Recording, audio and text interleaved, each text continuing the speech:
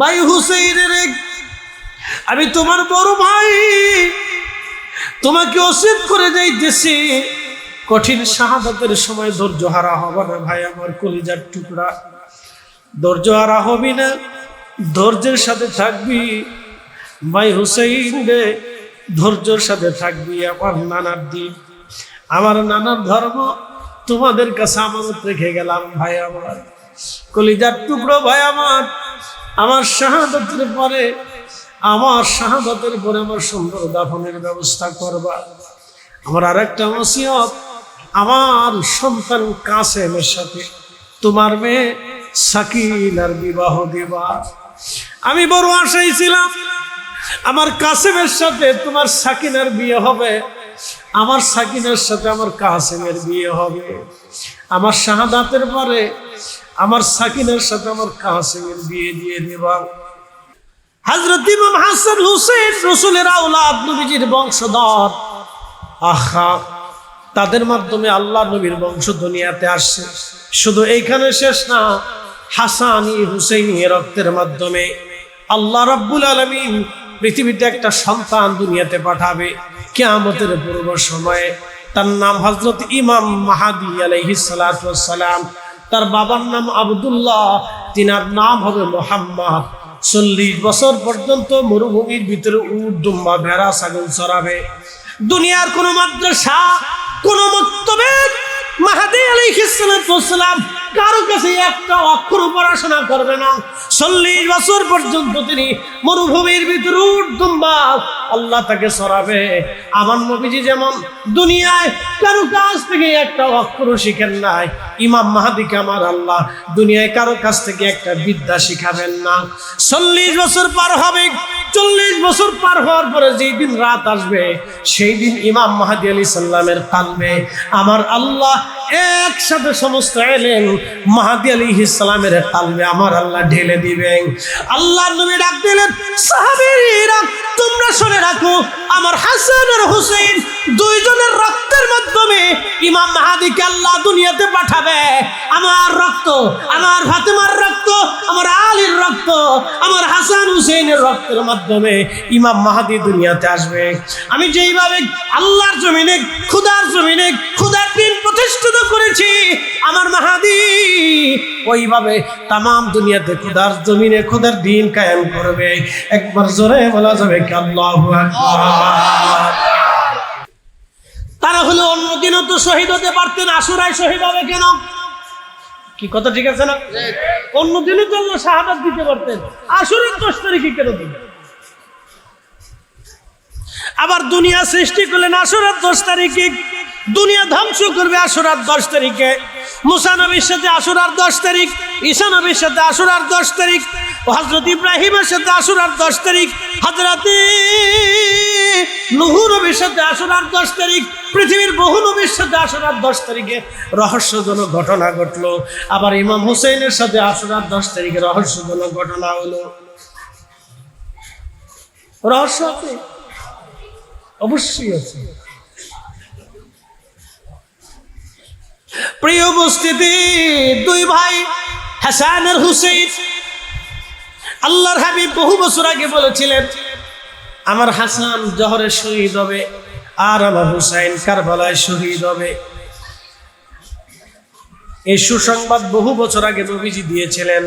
যেমন উহুদ পাহাড়ে আল্লাহর হাবিব তশরিফ রেখেছেন, সাথে আবু বকর তশরিফ রেখেছেন, সাথে হযরত ওমর তশরিফ রেখেছেন। এইভাবে আল্লাহর নবী তশরিফ রাখলেন। ঠিক এমন সময় উহুদ পাহাড় লড়াচড়া দিয়ে উঠলো। আল্লাহর নবী পা দিয়ে মৃদু আঘাত করলেন আর বলেন, হে উহুদ থামো, তোমার উপরে আজকে জানো কত দামি ব্যক্তির আরোহণ করেছে। একজন নবী, একজন সিদ্দিক আর 2 জন শহীদ। তার ভিতরে অন্যতম ছিলেন হযরত ওমর এবং হযরত উসমান, 2 জন হযরত আবু বকর এবং আল্লাহর নবী। এই মোট 4 জন উহুদ পাহাড়ে ছিলেন। আল্লাহর নবী ডাক দিলেন, উহুদ তুমি থামো, উহুদ তুমি স্থির হও, তুমি জানো তোমার উপরে কত দামি লোকেরা আরোহণ করেছে। একজন নবী, একজন সিদ্দিক, 2 জন শহীদ। একসাথে বলেন আল্লাহু আকবার। ইমাম হাসান রাদিয়াল্লাহু তাআলা আনহু ওনার স্ত্রীর সাথে কন্ট্যাক্ট করলো ইয়াজিদ। যদি ইমাম হাসানকে বিষ প্রয়োগ করতে পারো, ইমাম হাসানের সাথে ইমাম হাসান রাদিয়াল্লাহু আনহুর সাথে হযরত মুয়াবিয়া রাদিয়াল্লাহু আনহুর একটা সন্ধি হয়েছিল। এই সন্ধির ভিতরে হযরত ইমাম হাসান লিখেছিলেন যে হযরত মুয়াবিয়ার ইন্তেকালের পরে আমি হব মুসলিম মিল্লাতের খলিফা, যদি আমি বেঁচে থাকি আমি হব মুসলিম মিল্লাতের খলিফা আপনার ইন্তেকালের পরে। এই শর্ত অনুযায়ী দুইজনের সাথে একটা মিট হলো, সন্ধি হলো। সন্ধি হওয়ার পরে মুয়াবিয়া রাদিয়াল্লাহু আনহু চলে গেলেন। হযরত ইমাম হাসান রাদিয়াল্লাহু আনহু মদিনায় ফিরে আসলেন। মদিনায় ফিরে আসার পরে ইয়াজিদের চিন্তা হলো, ইয়াজিদের টেনশন হলো, যদি ইমাম হাসান পৃথিবীতে বেঁচে থাকে তাহলে আমি আর রাজত্বগিরি পাবো না, অতএব ইমাম হাসানকে দুনিয়া থেকে সরাই দিতে হবে। সেই জন্য ইয়াজিদ চক্রান্ত করে বিষ প্রয়োগ করলেন ইমাম হাসান। ইমাম হাসান রাদিয়াল্লাহু আনহু অনেক স্ত্রী ছিল, এই অনেক স্ত্রীর ভিতরে একজন স্ত্রীকে তিনি আয়ত্ত করলেন, অর্থ দিয়া এবং টাকা পয়সা দিয়া ওই স্ত্রীকে কিনে নিয়ে নিলেন এবং স্ত্রীকে বললেন, তুমি যদি বিষ পান করাইতে পারো, ইমাম হাসানকে হত্যা করতে পারো, তাহলে তোমাকে অনেক পুরস্কৃত করা হবে। হযরত ইমাম হাসান রাদিয়াল্লাহু আনহুকে বিষ পান করানো হলো, শরবতের সাথে বিষ পান করানো হলো। ইমাম সুয়ুতী রাহিমাহুল্লাহ তারিখুল খুলাফার মধ্যে তিনি লেখেন, ইমাম সুয়ুতী রাহিমাহুল্লাহ তারিখুল খুলাফার মধ্যে লেখেন, বিষের কারণে ইমাম হাসান রাদিয়াল্লাহু আনহু পবিত্র জিসম, সুন্দর চেহারার অধিকারী ছিলেন। তাও কেমন চেহারা, আল্লাহর হাবিবের চেহারা যত সুন্দর, ইমাম হাসান রাদিয়াল্লাহু আনহুর চেহারা তেমন সুন্দর ছিল। নানার চেহারা তিনি পাইছিলেন, দেখতে প্রায় নানার মতো দেখা যাইতো, এত সুন্দর চেহারার অধিকারী ছিলেন তিনি। আহা, সেই দিন বিষ প্রয়োগের কারণে ওনার শরীর সবুজ বর্ণ ধারণ করলো। যখন বিষের কারণে বিষের ক্রিয়া বাড়তেছিল, হযরত ইমাম হাসান রাদিয়াল্লাহু আনহু হযরত কাসেমকে ডাক দিয়ে বলেন, কাসেম রে, তাড়াতাড়ি যাও, যাইয়া দেখো আমার ভাই হুসাইন কোন জায়গায় আছে, ডেকে নিয়ে আসো, আমার হুসাইনের সাথে আমার কথা আছে, তাড়াতাড়ি আনো, সময় আমার কম, বিদায়ের পালা মনে হয় ঘনায় গেছে। নানাজির ভবিষ্যৎবাণীর সময় বুঝি আমার ঘনায় গেছে। ইমাম কাসিম, তাড়াতাড়ি যাও, আমার ছোট ভাই হুসাইনকে ডেকে নিয়ে আসো। হযরত ইমাম হুসাইন মদিনার বাহিরে ছিলেন, দ্রুত গতিতে তাকে খবর দেওয়া হলো। উনি ঘোড়া দাবড়ায় তাড়াতাড়ি মদিনায় আসলেন। মদিনায় আসিয়া হুজরা শরীফের ভিতরে ঢুকে দেখে বড় ভাই ইমাম হাসান রাদিয়াল্লাহু তাআলা আনহু একেবারে সবুজ বর্ণ ধারণ করেছে, চেহারা সবুজ হয়ে গেছে, তার একেবারে সুন্দর চেহারার অধিকারী সবুজ হয়ে গেছে। ইমাম হাসান ডাক দিয়ে বলতেছে, ভাই হুসাইন রে, কাছে আসো, আমি তোমার সাথে জীবনের শেষ সময় দুটা কথা বলতে চাই। ভাই হুসাইন, আমাকে বিষ প্রয়োগ করা হয়েছে হুসাইন, আমি জানি আমার সময় ঘনায় গেছে হুসাইন। ভাইরে, ছোট্টকাল থেকে দুই ভাই একসাথে বড় হয়ে আসছি, নানার কোলে মদিনার অলিগলি দিয়ে ঘুরে বেড়াইছি। আম্মাজান আমরারে বড় আদর করতেন, আব্বাজানের সুখে দুঃখে আমরা দিন কাটাইছি রে ভাই। নানা রাহমাতুল্লিল আলামিন বড় আদর করেছে, বড় ভালোবেসেছে আমাদেরকে। কাঁধে করে পিঠে করে নানাজি কাঁধে করে পিঠে করে আমাদেরকে বড় করেছে, কোলে করে রাখছে।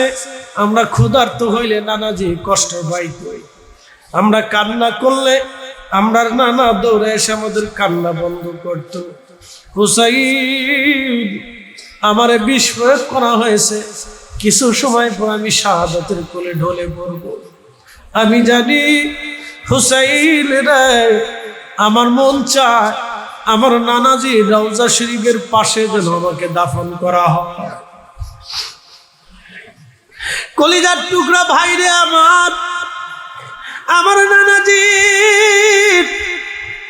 রওজা শরীফের পাশে যেন আমাকে দাফন করা হয়। আমার কবরটা যেন নানাজি রওজা শরীফের পাশে হয়, কদমের দিকে করবি। আমি জানি এইখানে কবর খনন করতে গেলে একদল মানুষ বাধা প্রয়োগ করবে, রে হুসাইন এইখানে আমাকে কবর দিতে চাবে না, কবর খনন করতে দেবে না। হুসাইন যদি বাধা হয় সাবধান, আমার নানার জমির, আমার নানার রওজা শরীফের ভিতরে হেরেমের মধ্যে তুমি রক্তপাত করবা না, তাহলে আমার নিয়ে জান্নাতুল বাকিতে সাইয়্যিদাতুন নিসাই আহলিল জান্নাহ আমার আম্মা জান ফাতিমাতুজ জাহরা রাদিয়াল্লাহু আনহার রওজা শরীফের পাশে আমার কবর দিবি, আমার আম্মা জানের রওজা শরীফের পাশে আমাকে দাফন করবি। ভাই আমার কলিজার টুকরা ভাই আমার হুসাইন, আমি ওসিয়ত করলাম, আমার ওসিয়ত তুমি রক্ষা করবা। হযরত আবু হুরায়রা রাদিয়াল্লাহু আনহু পাশে বসে বসে কান্না করতেছিলেন। আবু হুরায়রা বললেন, আমি সেই দিনের রাত সাক্ষী, ইমাম হাসান শাহাদাতের আগে ভাইকে ওসিয়ত করলেন, ভাই আমি জানি আমার জহরে শহীদ করা হবে, কিন্তু ভাই শুনে রাখো এরপরে তোমার পালা আসবে, তোমাকেও নির্মম ভাবে কারবালাতে শহীদ করা হবে, নানাজি বলে গেছে। প্রিয় উপস্থিতি হাজিরিন, খুবই মনোযোগের সাথে শুনবেন। রাহমাতুল লিল আলামিন নবীজি দৌহিত্র ইমাম হাসান ডাক দিয়ে বলতেছে, বড় ভাইকে ডাক দিয়ে বলতেছে, ভাইজান আমার কলিজার টুকরা ভাই, আপনি শহীদ হয়ে যাইতেছেন, আপনাকে জহর খাওয়ানো হয়েছে, বিষ পান করানো হয়েছে। ভাইজান একটা বার শুধু নামটা বলে দেন, কে আপনাকে বিষ পান করাইছে? আমি হুসাইন আপনার পক্ষ থেকে প্রতিশোধ নিতে চাই, কে আপনাকে বিষ পান করিয়েছে? এই দুনিয়াতে আমি তার শাস্তি দিব, বিচার চাই। ভাইজান কি আপনাকে বিষ পান করাইছে, দয়া করে বলেন। ইমাম হাসান ডাকতে বলতেছে, হুসাইন আমি জানি আমাকে কে বিষ পান করাইছে, আমি ভালো করেই জানি, কিন্তু হুসাইন তোমাকে আমি তার পরিচয় বলবো না। হুসাইন কেন? এই জন্য জানো, আমি তার বিচার দুনিয়ার আদালতে চাই না। আমি হুসাইন তার বিচারটা হাসরের ময়দানে আল্লাহর আদালতে দিয়ে রাখলাম। দুনিয়াতে কোনো ফায়সালা আমি চাবো না, হাসরের ময়দানে তার ফায়সালার জন্য আমি এই বিচারটা হাসরের ময়দানের জন্য রেখে দিয়ে দিলাম। হুসাইন আমার পক্ষ থেকে কোনো প্রতিশোধ তুমি নেবা না, আমাকে নবীজির নানাজির রওজা শরীফের পাশে দাফন করবা। ইমাম হাসান ভাইয়ের সামনে শহীদ হইলেন। শহীদ হয়ে যাওয়ার পরে ইমাম হুসাইন রাদিয়াল্লাহু আনহু তিনি নবীজির রওজা শরীফের পাশে কবর খনন করতে গেলেন, যে ইমাম বড় ভাইয়ের ওসিয়ত অনুযায়ী আমার নানার রওজার পাশে তাকে দাফন করব। ঠিক মারওয়ান ইবনে হাকাম লোক লস্কর নিয়ে উমাইয়া বংশের মানুষদেরকে নিয়ে আসছে, ডাক দিয়ে বলতেছে, হুসাইন রসুলের রওজার পাশে ইমাম হাসানকে কবর দিতে আমরা দেব না। বুঝতে পারতেছেন মারওয়ান ইবনে হাকাম উমাইয়া বংশের লোকজনদেরকে নিয়ে এসে বলতেছে, হুসাইন আল্লাহর রসুলের রওজা মুবারকের পাশে, আল্লাহর হাবিবের রওজা শরীফের পাশে আমরা ইমাম হাসানকে দাফন করতে দেব না। তখন ইমাম হাসান হুসাইন রাদিয়াল্লাহু আনহু তলোয়ার টেনে বের করলেন। উনি যখন তলোয়ার বের করলেন, তখন মদিনার সাহাবীরা, মদিনাবাসীরাও তলোয়ার টেনে বের করলেন।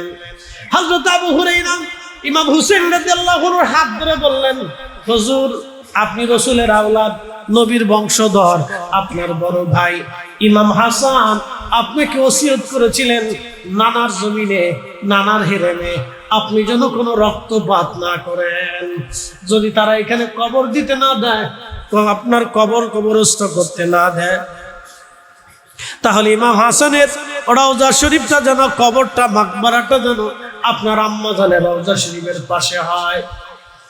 এই কথা বলার পরে হযরত ইমাম হুসাইন রাদিয়াল্লাহু আনহু তলোয়ার আবার তিনি তলোয়ার খাপের মধ্যে ভরে ফেললেন, নিয়ে চলে গেলেন ইমাম হাসান রাদিয়াল্লাহু আনহুকে কাঁধে করে তেনার পবিত্র আম্মা হযরত সাইয়্যিদাতুন নিসাই আলিল জান্নাহ ইমাম হাসান রাদিয়াল্লাহু আনহু মায়ের কবরের পাশে কবর খনন করা হলো।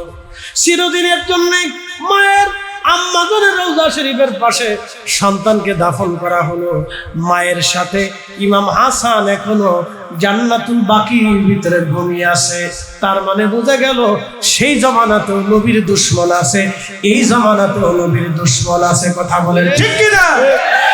হযরত সাইয়্যিদুনা মুসা আলাইহিস সালাম হাতের লাঠি দিয়ে আঘাত করলেন সাগরের ভিতরে। সাগরের মধ্যে 12টা রাস্তা হয়ে গেল। মুসা আলাইহিস সালাতু ওয়াস সালাম এই 12টা রাস্তা দিয়ে 12টা কওমকে সাগরের ভিতরে নামিয়ে দিলেন পার হয়ে যাওয়ার জন্য। যেই দিন তিনি পার হলেন এবং ফেরাউন পানির মধ্যে ডুবে মারা গেল তার দলবল সহ, সেই দিনটা ছিল আশুরার 10 তারিখ। রহস্য আছে। এইরকম পৃথিবীতে অনেক আশ্চর্য ঘটনা আমার আল্লাহ আশুরার 10 তারিখে ঘটিয়েছেন। আবার একটা আশ্চর্য ঘটনা আল্লাহ আশুরার 10 তারিখে আমাদের জন্য রেখে দিয়ে দিলেন। এই উম্মতের জন্য আল্লাহ একটা আশ্চর্য ঘটনা আশুরার ভিতরে আল্লাহ দিয়ে দিলেন। কিয়ামত পর্যন্ত সেই ঘটনা স্মরণ করে এই উম্মতের চোখের পানি পড়তে থাকবে। কেন দিলেন? কারণ আশুরার কথা মনে করে, ইমাম হুসাইনের শাহাদাতের কথা মনে করে রসুল প্রেমে অনেকের দিল উজালা হয়ে যায়। কথা ঠিক আছে না? এই আশুরার 10 তারিখে পৃথিবীর মধ্যে অনেক ঘটনা আল্লাহ ঘটিয়েছেন, অনেক ঘটনা আল্লাহ ঘটিয়েছেন, যেগুলি কিছু কিতাবের মধ্যে আসছে, কিছু কিতাবের মধ্যে আল্লাহ দেন নাই। অনেক ঘটনা আমার আল্লাহ ঘটিয়েছেন মুহররমের 10 তারিখ। অনেক আশ্চর্য ঘটনা ঘটেছে। প্রিয় উপস্থিতি, এই কারবালার ঘটনা আসার আগে হযরত ইমাম হাসান এবং হুসাইন রাদিয়াল্লাহু আনহুমা 2 জন ভাই ছিলেন। আল্লাহর নবী রাসূল করিম সাল্লাল্লাহু আলাইহি সাল্লাম 2 জনকে বড় আদর করতেন। আল্লাহর মেহবুব তাদেরকে বড় যত্ন করে লালন পালন করতেন। তারা ক্ষুধা পাইলে আল্লাহর নবীর কষ্ট হতো, তারা কান্না করলে নবীজি ব্যথা পাইতেন।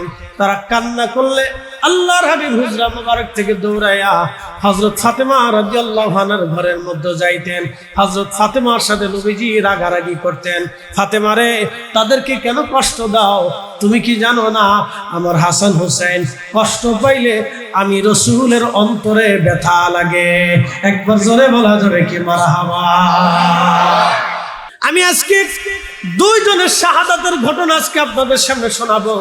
প্রথম শাহাদাত হযরত ইমাম হাসান, আল হাসান ওয়াল হুসাইন সাইয়্যিদা শাবাবি আহলিল জান্নাহ। হাসান এবং হুসাইন 2 জন জান্নাতের যুবকদের সর্দার। আল্লাহর নবী বললেন, আল হাসান ওয়াল হুসাইন ইবনা, হাসান এবং হুসাইন আমার আওলাদ, আমার বংশধর। মান আহাব্বাহুমা ফাকাদ আহাব্বানি, তাদেরকে যারা ভালোবাসবে তারা আমি নবীকে ভালোবাসবে। আমান আহাব্বানি আহাব্বাহুল্লাহ, যে আমাকে ভালোবাসবে সে আল্লাহকে ভালোবাসবে। আমান আহাব্বাহুল্লাহ আদখালাহুল জান্নাহ, যে আল্লাহকে ভালোবাসবে আমার আল্লাহ তাকে জান্নাত দিয়ে দিবে। একবার জোরে বলা যাবে কি মারহাবা? একজন নবী, একজন সিদ্দিক, 2 জন শহীদ।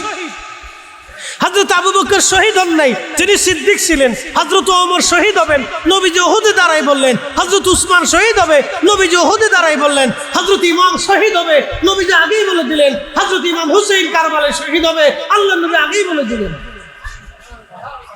আস্তে হয়ে গেল না? জোরে বলেন। রহস্য আছে, রহস্য আছে। যদি ওনারা কারবালায় শহীদ না হইতেন তাহলে আজকের মাহফিল হইতো না। কি আসতে ঠিক কোন করে? জোরে বলেন। আজকের মাহফিল হয়তো না, চট্টগ্রামে শত শত হাজার হাজার মাহফিল হয়তো না, সারা বাংলাদেশে হয়তো না, সারা পৃথিবীর আশুরার রজনীতে মসজিদ খুলে বহু ইমাম আশুরার স্মরণে শহীদ ইকরামের কথা শুনে তাদের জন্য দোয়া করে, চোখের পানি ছেড়ে কান্নাকাটি করে, কোটি কোটি উম্মত তাদের জন্য কান্না করে চোখের পানি ফেলায়। এই চোখের পানি কিয়ামতের ময়দানে তাদের জন্য নাজাতের জরিয়া হবে। কতক্ষণ ঠিক কিনা? রহস্য আবার এই উম্মত ধ্বংস হয়ে যাবে।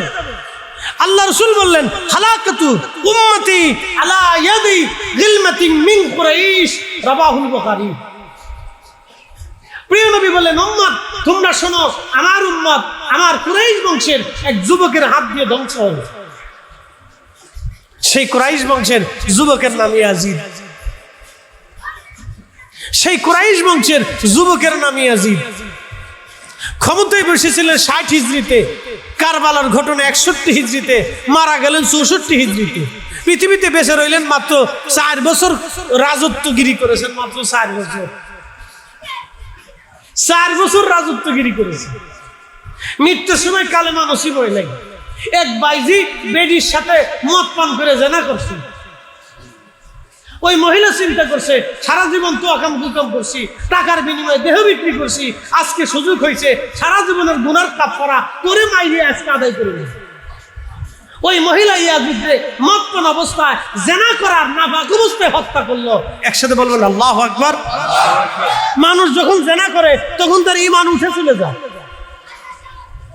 মানুষ যখন জেনা করে তখন তার ঈমান কি হয়ে যায়? চলে যায়। মানুষ যখন জেনা করে তখন তার ঈমান উপরে চলে যায়। মনে রেখেন এটা, জেনার মাসালা শুনে যান। মানুষ যখন জেনা করে তখন তার ঈমান উপরে চলে যায়। তুই ইয়াজিদ জেনা করছে, ওর ঈমান চলে গেছে। তারপরে মদ পান করছে, সে নাপাক, শারীরিক নাপাক, ভিতরে নাপাক, খাইছে হারাম। এক বাইজির হাতে একবারে ছুরি দিয়ে তার বক্ষরে ফাইরে দিয়ে একবারে দুনিয়ার থেকে বিদায় করে দিয়ে জাহান্নামের কুকুর জাহান্নামে চলে যায়। মনে রেখে আহলে বাইত রাসূলের সাথে যারা দুশমনি করছে তারা ধ্বংস হয়েছে, আর যারা প্রেম রাখছে তারা আখিরাতে মুক্তি পাইছে। কথা কোন ঠিক কিনা? আমরা আহলে সুন্নাত ওয়াল জামাত, আমরা আমাদের ঈমান, আমাদের ভালোবাসা হচ্ছে আমাদের রাসূল, আর আমরা আহলে বাইত রাসূলকে মহব্বত করি, সাহাবায়ে কিরামকে তাজিম করি। এইজন্য আমরা সুন্নি। কথা কোন না ঠিক কিনা? এজন্য আমরা সুন্নি। সাহাবায়ে কারবালাকে মহব্বত করার নাম শিয়া না।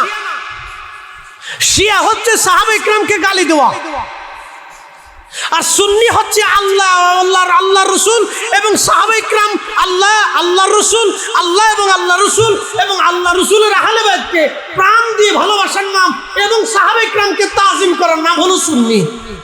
কি কথা কন না কেন? এটার নাম কি? সুন্নি। এই জন্য দেখবেন সুন্নিরা আহলে বাইত রাসূলকে প্রাণ দিয়ে মহব্বত করে, সাহাবায়ে কিরামকে তাজিম করে, আল্লাহ রাসূলকে নিজের জীবনের চাইতে বেশি ভালোবাসে। কথা কন না ঠিক কিনা? এই জন্য আমরা সুন্নি।